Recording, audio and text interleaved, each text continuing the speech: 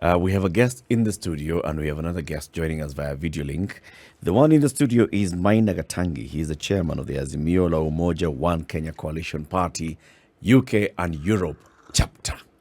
I hope it's chapter, or is it division, or is it branch? No, it's chapter. It's chapter. Yes. Okay. Maina, welcome to Kenya's biggest conversation. Thank you very much, Latif. Welcome to the Situation Room. We also have a gentleman who's joining us via video link. His name is Danson Mukile. He is the Kenya Kwanza Diaspora leader. He's joining us from Washington, D.C. Danson, good morning. Good morning, Banalati. How are you? Very well, thank you. And thank you very much for joining us for this conversation. We want to talk about diaspora voters, Kenyans in the diaspora, and, the mobilization of getting out the vote for people to come in and vote. Of course, we are not going to be talking about which of your candidates you would like us to vote for. Campaign period ended, and you have not paid for this airtime. But starting with you, Maina, when you say that you are the chairman of the Azimio la Umoja One Kenya Coalition Party, UK Europe chapter, what does that mean? Well, that means that I'm actually responsible for the coordination of activities for Azimio la Umoja One Kenya Alliance in United Kingdom and Europe. I'm also responsible for a team of 26 members of the Secretariat, which runs all the activities, planning,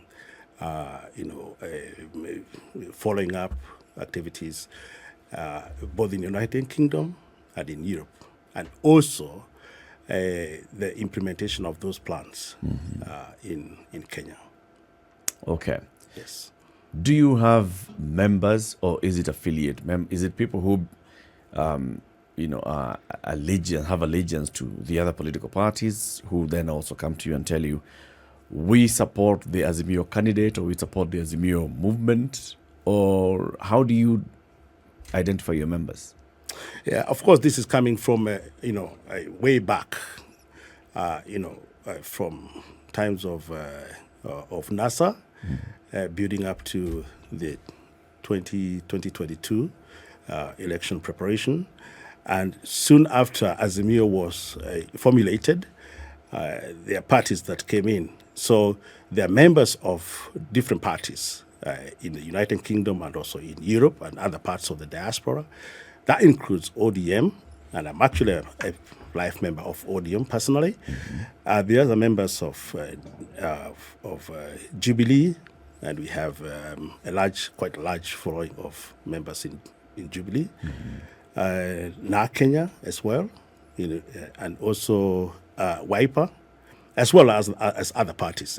So these parties are actually well represented in the United Kingdom and in Europe. So it was just natural, it came out naturally when Azimio was formed. And, of course, all the members came together. Okay. Yeah. Danson, you represent the Kenya Kwanza diaspora supporters. Is it only in the USA, or does your office then spread across from the USA to Europe to Asia to the Middle East to Australia and the others? Canada and Latin America? Yes. Yes, for the Kenya Kwanza, our structure is built on the global and also the local level. So we have men and women who are leading the global, and we are across the whole world, actually, from South Africa all the way to Australia, Netherlands, Germany, the entire Europe. We have Asia, we have the Latin America, and then North America. So we are across the whole globe. And for me, I'm representing the DC because the United States is huge. So we divided the US into chapters, depending on the population of Kenyans in that particular region. So we are also structured.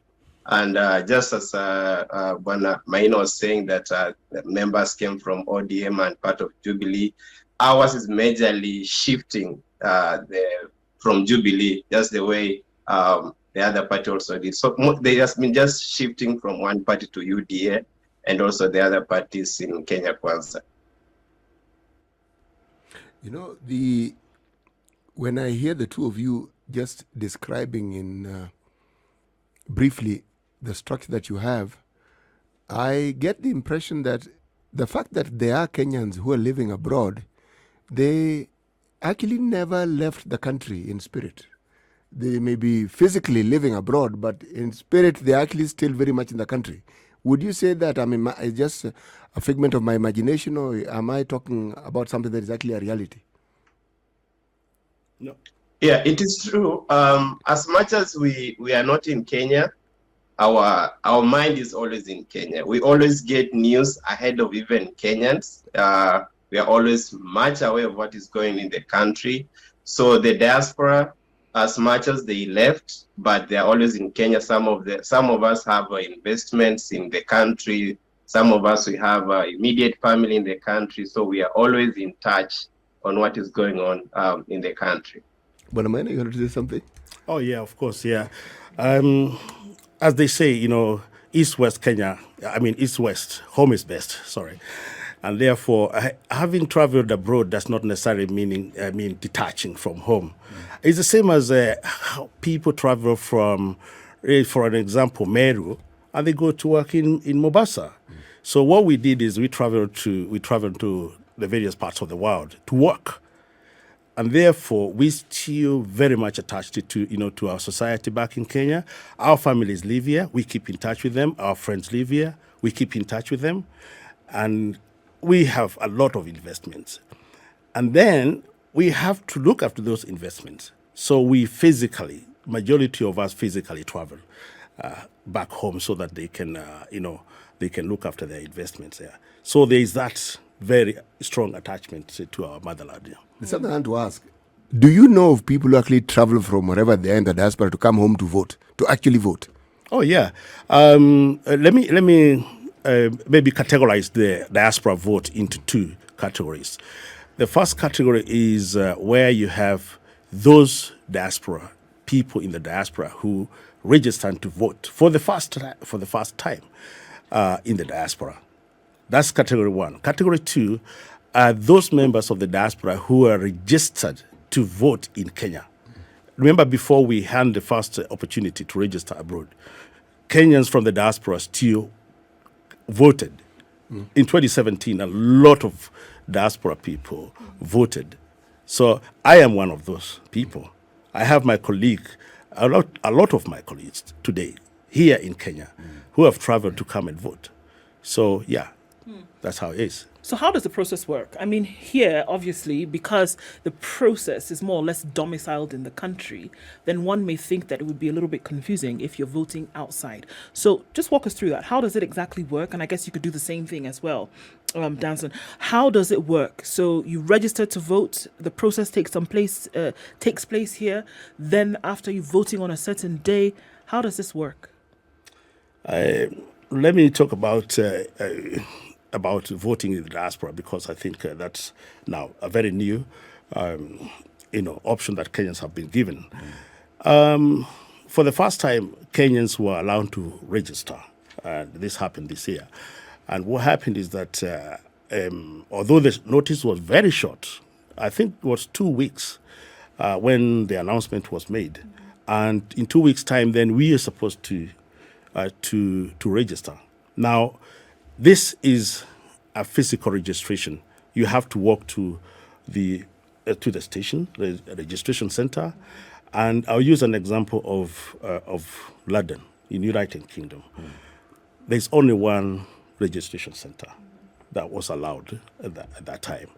This is at the Kenya Embassy at 45 Portland Place in London.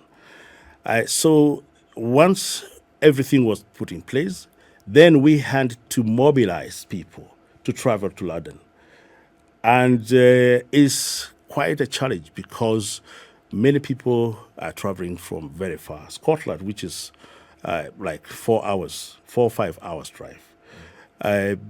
Even if you are living in London, you still had to leave work to go to and register, at Portland Place.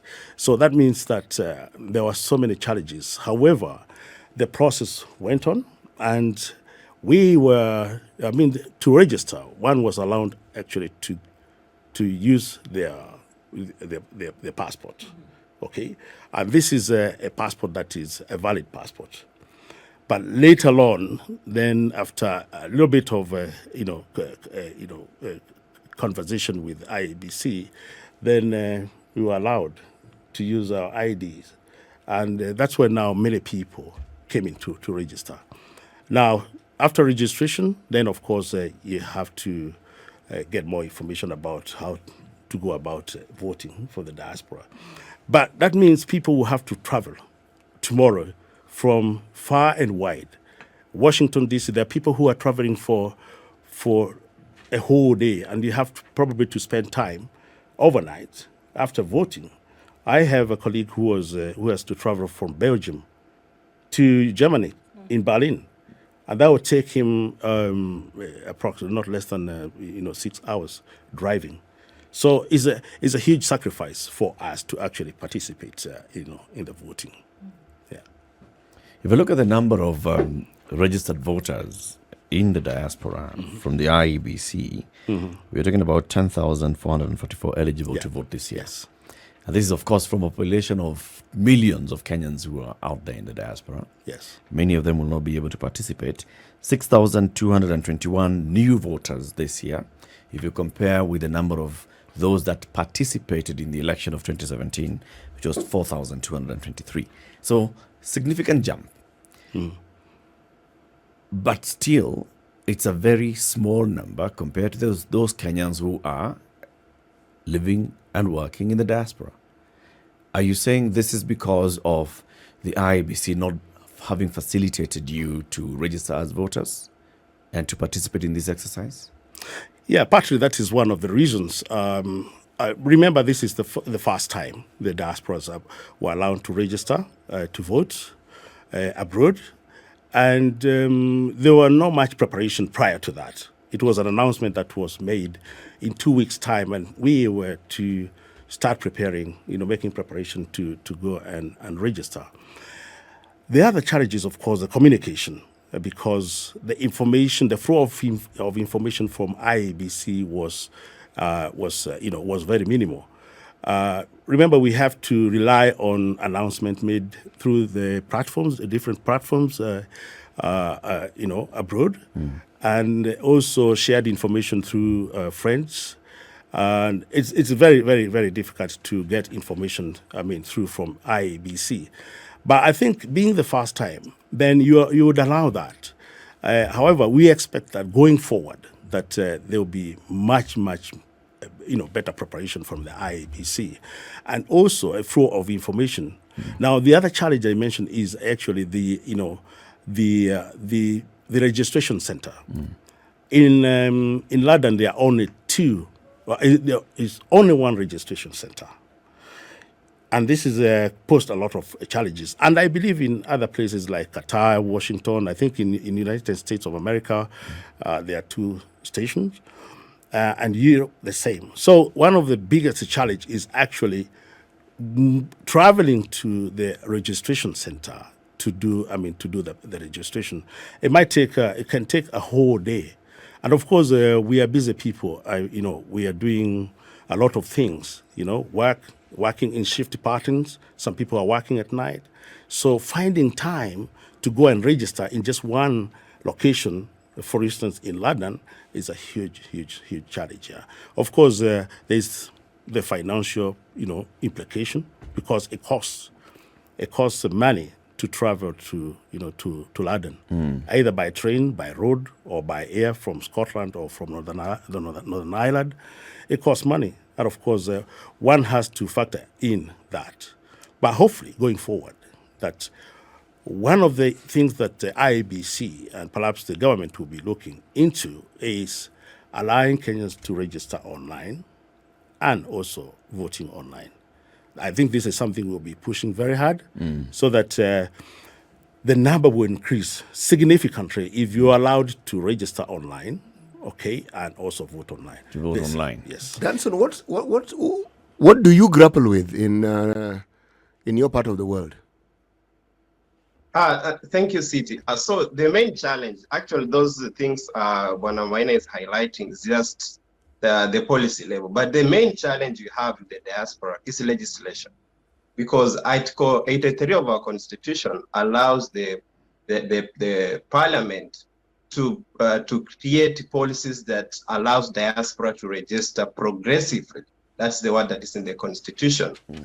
Now, the parliament did not come up with legislation that will now interpret and say, what does it mean by progressively? They just used the original way of how IBC does registration in the country. And that doesn't work for the diaspora. Diaspora is so dynamic. For instance, in the US, Texas alone, it is as huge as almost East Africa, just one state. California is so huge. So if you come with the same approach to register Kenyans, the way it's done in the country, it doesn't work. Then also, in addition, maybe just for about how the process will be done, diaspora also works on a different time zones. It's not that we're under one clock. California, they are on the west, they are using different time zone. DC is different. When you go to Europe, it's different. Now, we looked at, I remember personally reaching out to IBC and I told them, if I look at your regulation 66 about the time you're opening a polling station, it's only saying the diaspora will follow the Kenyan time. I understand that this is not actually Bona City, the first time diaspora is voting. The first time diaspora voted was in 2017. Yes. And that was in Uganda, Tanzania, South Africa. So this is actually the second, they added more polling stations. So they used that time zone, but they not now had to amend the regulation about the time zone. So I'm happy that they were able to listen to us and they changed. So we are going to vote, like here, we'll be voting around 1 p.m. Is it around 12 p.m. of Kenyan time, but it will be now 6 a.m. So we need the parliament to look seriously, the next parliament, to look seriously on the legislation because everything starts with the legislation. IBC, we try to talk to them. They told us, guys, we don't have enough budget for this. So the Parliament of Kenya has to take serious because the diaspora, we have over 3 million Kenyans. And we have a lot of issues in the diaspora that we need to address. But unless we have legislation put in place to facilitate us register, including the issues, some of the suggestions Bwana Maina is giving, it will not work. So it is upon us, even the diaspora, to make sure that our MPs back home, because we facilitate them, we give them resources, make sure we talk to them to put legislation, laws that will protect the diaspora voters and also their welfare. Just Johnson, just to be clear, how many polling centers are available this time for diaspora voters? We have 18. We have 18 polling stations. Like in US, we have 3. That is Washington, D.C., that is LA and New York. In Canada, we have 3 also, Vancouver, Ottawa, and Toronto. UK, they only have one, they have one polling center, but it will be divided into 2 because they have 798 voters. And as per the IEBC, once you clock 700, the next number, even if it's 1 vote, it has to be in the second polling station.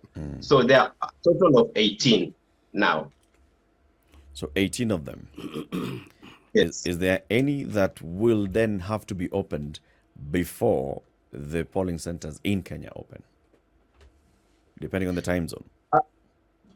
No, as for now, none. If we had a polling station in Australia, of which we don't have, and we have a lot of Kenyans in Australia, they will have opened before Kenya. If we had one in New Zealand, because New Zealand is quite ahead of time, they will open before Kenya. But right now, all the polling station will be either those one in East Africa will open together with the Kenyan polling stations, and the other ones will come later on. They're like 1 hour, 2 hour, and South Africa and maybe UK. But for American polling stations, they will come later on, maybe 7 to up to 10 hours later. Okay, so all polling stations are in Kenyan missions abroad? Or are they, Yes, they are. They're all at the Yes, missions? Yes, we'll be voting because when we discussed with IBC, they said we don't have any regulation that we can vote outside the embassy. So the only facilitation they had, and that's why we had a lot of voter registration apathy, because someone in Seattle who is supposed to travel to DC or LA, book a hotel to spend a night and go vote. You look at, I'm spending the same money I could have just taken a flight and go home, to Yes. see my family and vote. Yeah. Okay. So then, in terms of observation or observing the election, again, mirroring what happens here in Kenya, are we seeing a situation where you want to have your people, standing by at the centers? Will such a thing be allowed? Because we're also looking at it again, being at Kenyan missions abroad, and the whole issue of security and those things come into play. But will there be that allowance for observation in terms of how votes are being cast? Yes, our parties, both our teams, even Bonamaina can add a point. We have our agents in all polling stations. And also we have observers, especially I would say most of the European Union, European, they have observers. So we have observers in those polling stations. I can't confirm all of polling stations will have observers, but on my part, for our Kenya Kwanza, we have ensured that we have agents in each particular polling station to make sure that the process is running smoothly, and we are in touch with the IBC, making sure that they're addressing our concerns and any other issue that we feel should be dealt with. Is it the same for you, Maina? Yes, and also going back to the previous point, I think what the diaspora will be lobbying for, as my colleague Danson has said, is for Parliament to pass the registration. But it's important actually to lobby for actual representation of the diaspora in the National Assembly. That's the only way the diaspora people and their issues can well be articulated by someone who is actually who is in the National Assembly. On the point of polling stations, yes, we have agents, particularly on our side, who are going to be stationed at the polling station. For an example, London will have at least 3 agents. And these agents are actually being sponsored by our people in the diaspora. And also we are supporting other polling stations, for example, in Dubai, those who are not capable of sponsoring themselves. So we've raised funds. We are particularly keen on making sure that there are agents and observers in every polling station, so that we can have a smooth counting and also voting by people in those stations. All right, let's take a break. It's 28 minutes to 9. This is the Situation Room, Kenya's biggest conversation on SpiceFM, on KTN Home, on Facebook, on YouTube. We are talking about Kenyans in the diaspora and how they will participate in tomorrow's exercise of the general election. Several polling centers worldwide, 18 of them in various countries, in the States, in Canada, in the UK, in the Middle East, in East Africa, in other parts of Africa. How will they be participating in this? We've got 2 gentlemen speaking to us this morning. Danson Mukile joining us via video link. He's a Kenya Kwanza diaspora leader in Washington, D.C. And Maina Gatangi, he's a chairman of the Azimio la Umoja One Kenya Coalition, UK and Europe branch. This is the Situation Room, the only way to start your day. We're talking about Kenyans in the diaspora. Will they be participating in the vote tomorrow? Yes, indeed. The IEBC has increased the number of polling stations in the diaspora. In 2017, there was just around East Africa. Now we have East Africa, we've got the Middle East, we've got America, we've got North America, we've got Europe, and we still have countries around East Africa. For example, we have a polling station in Qatar, which has the highest number of registered voters there, 1,437 polling center. In Uganda, 1,211, Rwanda, 1,090, Tanzania, 1,402, South Africa, 958, South Sudan, 977, Germany, which you'll tell us, Mina, who it represents, has 314 registered voters. UK, as a polling center, has 798. The UAE, 745. USA, 744. Canada, 366. We are speaking to two leaders of Kenyans in the diaspora representing the various political groups. From the Kenya Kwanza diaspora leader in Washington, D.C., Danson Mukile, and Maina Gatangi. He's a chairman of Azimio in UK and Europe. So looking at these numbers in Europe, how many polling stations do you have in Europe? We have one in Berlin, in Germany. And that means someone who is registered to vote and lives in Belgium will have actually to travel all the way to Berlin. Same as the Dutch and other countries. So that provides quite a significant challenge in terms of logistics, planning, and of course there's a financial implication. So the assumption here, though, is that these Kenyans who will be voting in Germany, they went to register at this particular embassy in Germany. Yes. Right? Yes. So they were already aware that I want to participate in this year's election. Absolutely. I have traveled all the way. I have registered myself as a voter. And so it's an implicit commitment that they will also turn up to vote and go through the same logistical nightmare of going all the way to Germany to vote. Yeah, absolutely. And, it's a commitment that one has to make. It's for the love of, of their country, of one's, country. We want to be part and parcel of the transformation because we believe that by voting, actually, which is a right, a constitutional right, you're allowed actually to determine the direction of, of politics and including leadership. That means that unless you wake up, get out there, travel all the way, from wherever you are and vote, then you'll not be counted as having participated in the election or in the shaping the direction of political direction and including economic and social transformation of our country, which as people who are heavily limiting, we are limiting more than 400 billion Kenya shillings back to Kenya. Then you want to have that money at least, guided, and so that the investment is properly done. Yes. Danson, I can imagine that there's been quite some lobbying when it comes to making this whole voting process or being involved in the process, the electoral process, for those living in the diaspora, just a little bit easier. Now, I mean, it is clear from the last conversation that we had, it is clear now that it's not as easy. It's not a walk in the park. What conversations have been had then with the IEBC to try and make this a little bit easier? One would imagine that then setting up polling centers in a country where the IEBC is not resident might be a bit of a challenge.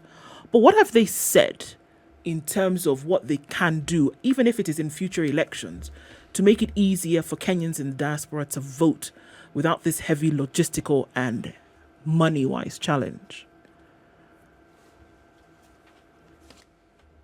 So when it comes to the IEBC, when we had a conversation and they shared with us the challenges, but we told them about the registration time frame, that should not be a challenge.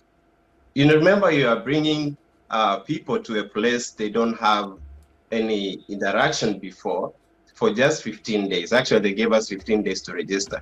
Why can't you let your officials come to the diaspora 90 days? Because this is, people can plan. People are busy working. Someone, even getting just an off is not an easy thing.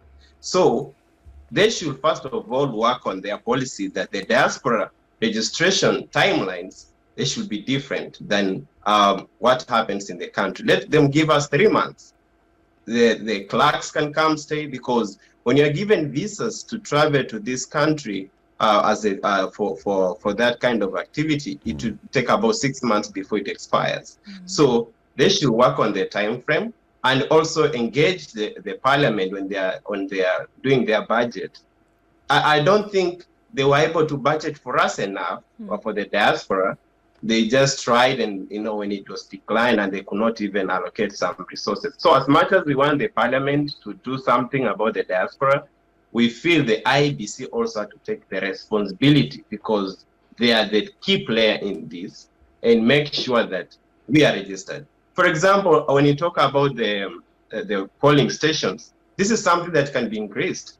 For example, the government can increase consulates in a country. Like in US, we're giving a proposal of having up to 10 consulates, because we send in the highest. Actually, 55% of the remittances comes from the United States.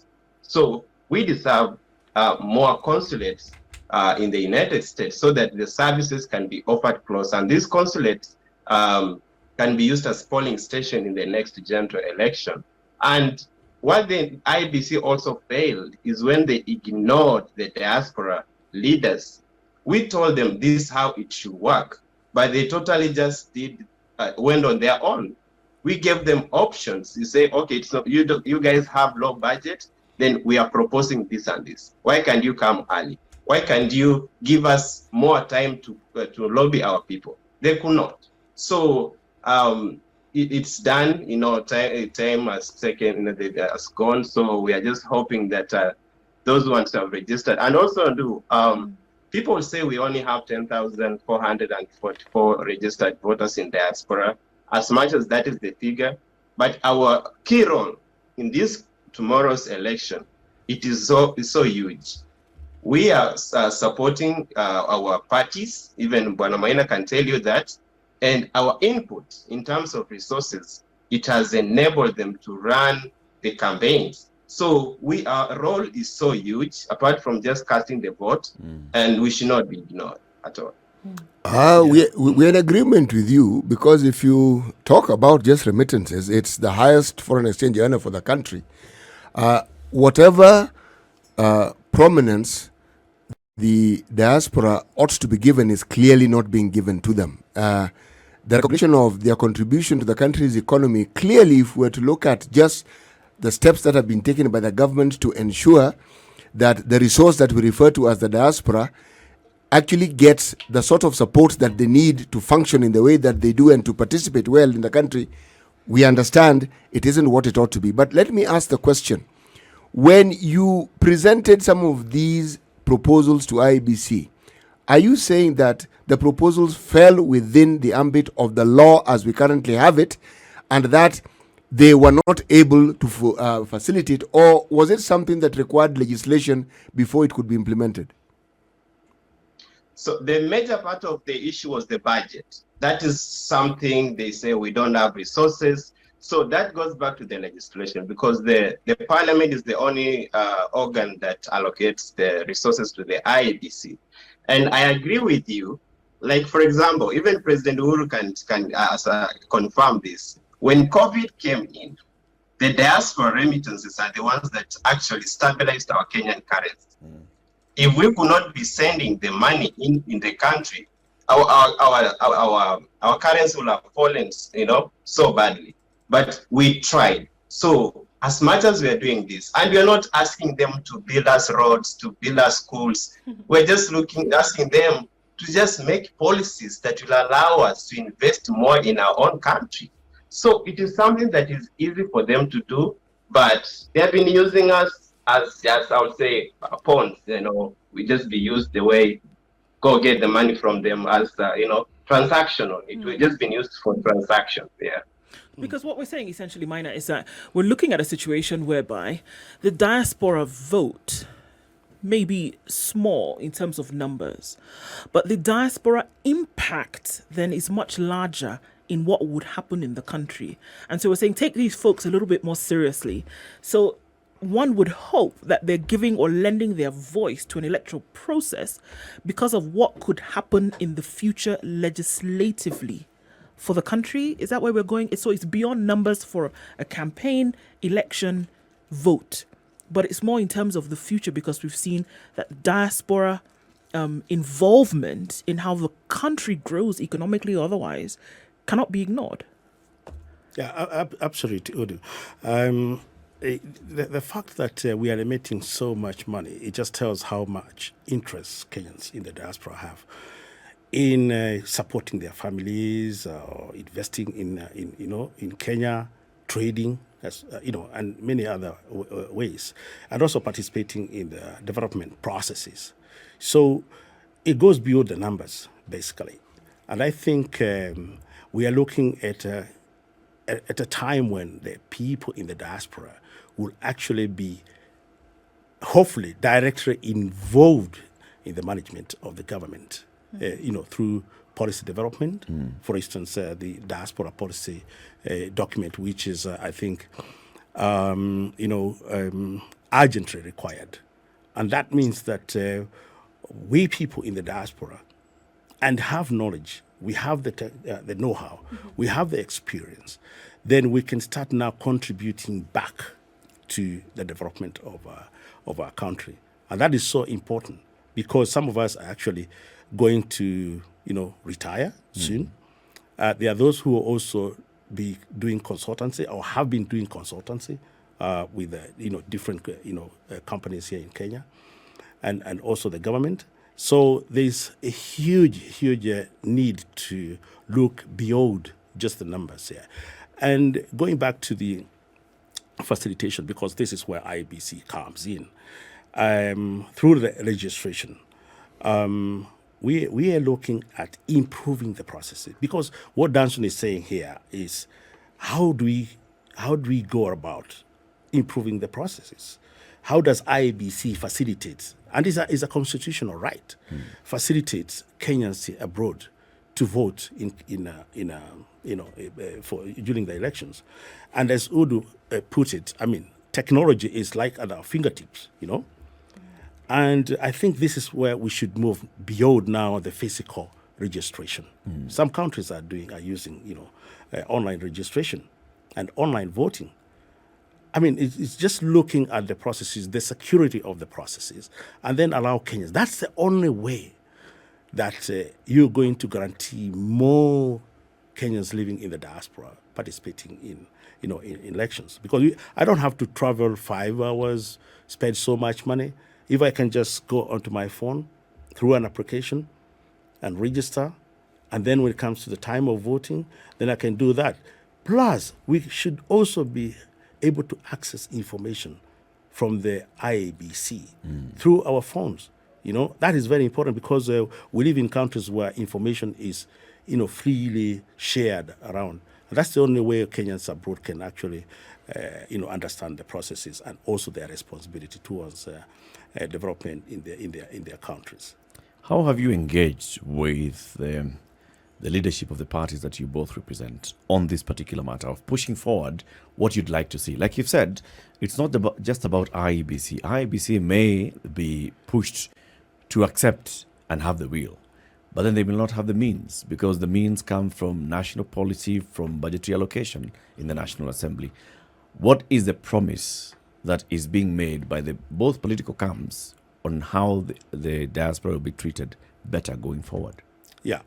So I participated personally in a meeting where we were reviewing the processes, online registration and online voting, and there is a document that has been prepared and submitted through our party organ to the IABC, and that is in consideration. Obviously, we are seeking the goodwill of our leaders. And my leader, Raila Amolo Odinga, he has been very particular in actually facilitating the flow of information to us in the diaspora, and also facilitating the processes of registration and voting. So I know very well that this process for diaspora voting is going to gain momentum soon after election. If everything goes to plan, and I think this to is your where, plan. Oh, to our plan, yeah, definitely, yeah, And we are Danson's very plan. optimistic. Yeah. Danson, We have Yes. seen your candidate has been signing charters, with counties, with various interest groups. Is there any charter that has been signed with the diaspora and commitments made specifically on how to facilitate diasporas, people in the diaspora to participate better in next future elections? Oh, yes. Even with the recent charter signing, I remember our candidate, Dr. William Samuel Ruto, he said that we have 48 charters, and the 48th was actually diaspora. So even personally, I've been involved in coming up with the ideas that we feel that we need to implement, including the IBC issues, and also the economic factor on how the diaspora can participate in the country. So it is true, we have engaged in him in person and also virtually on these issues, and we put them in the charter, and we hope, God willing, he will honor the word. And he has, pronounced it several times, even during manifesto launch and even during his public gathering, that diaspora is at his heart, and he promised to keep his word for the diaspora when he gets into office.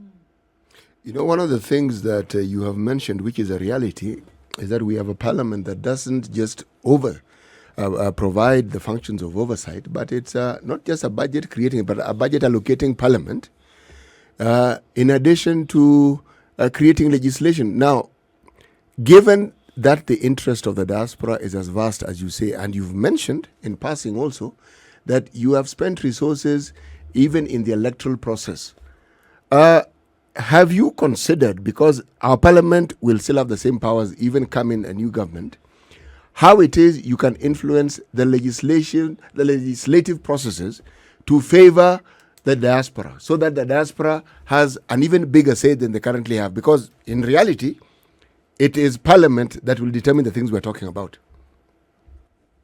Yes, so as we speak right now, City, there is a huge step that has happened for the diaspora in the national parliament. We pushed through our leaders that we need a committee that will be in charge of diaspora. So right now we have a whole new diaspora committee that will be, will have the leadership from the chairperson and other structure, just like when you have a budget committee. So we are hoping, even though we have tried through our party organ to get nominations, and so far it has not been successful. I don't know on the side of Bwana Maina, but we have now a committee, a diaspora committee in the National Assembly. So we are hoping through this, we'll be talking to the leadership that will be there in that committee, so that we can push the implementation of the diaspora legislation. So that is our prayer, but we are not stopping. I think. Let me just ask the question. Given that the thing you have in common, whether you support this coalition or the other, you're all in the diaspora. Does it not, in my mind, it appears obvious that despite the so-called party differences, which in reality don't actually exist, is it possible for these two camps in the diaspora to work together, because you'll be a far stronger force if you're talking the same language, because after all, it's the same country we're talking about.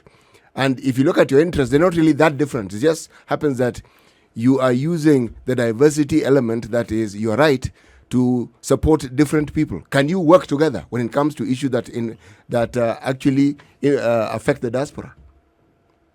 Absolutely, we can work together. And City, we have started a conversation that did not exist. As much as we voted in 2017, the 2022 voting is a bit more robust, and putting on especially people who live in the United States and the UK together, despite the political differences. And we talk with them. Even Bwana Maia, I know he knows our leadership in UK. We have been having this conversation, but majority of our issues requires political will. Yeah. If we don't have a political will, some of these issues will bounce back. So we are hoping that the next parliament that is going to be, from tomorrow, once the election is over, they'll be able to address these issues. It doesn't matter who wins, And since we're in a conversation, we talk, we have fora, because it's not just about political. We have different fora, diaspora forums that we meet and engage on different things. So we are hoping that we'll be successful. Well done, son. We also hope that you will be successful. We want to thank you very much, the two of you gentlemen, from everybody else that you're representing this morning in terms of the leadership of the diaspora in the political processes from whichever countries that you are in. Danson Mukile, Kenya Kwanza diaspora leader in Washington, Maina Gatangi, chair of the Azimio, UK and Europe. You know, you have basically decided that you are going to take your time to get involved in the local political process. And of course, what we expect is that you also are able to encourage more and more Kenyans in the diaspora to participate in this, so that even as we look at the number of the millions of Kenyans who are in the diaspora and those that have turned up to register as voters, that kind of apathy is also addressed. That we don't only have 10,000 registered voters in the diaspora, but 1 million plus registered voters. Asante sana for joining us. Thank you very much indeed. Thank you for having us. This is Kenya's biggest conversation, the Situation Room. Yes, polls will be opening in a couple of hours' time, and Kenyans in the diaspora in various countries in 18 polling centers will be participating in this election.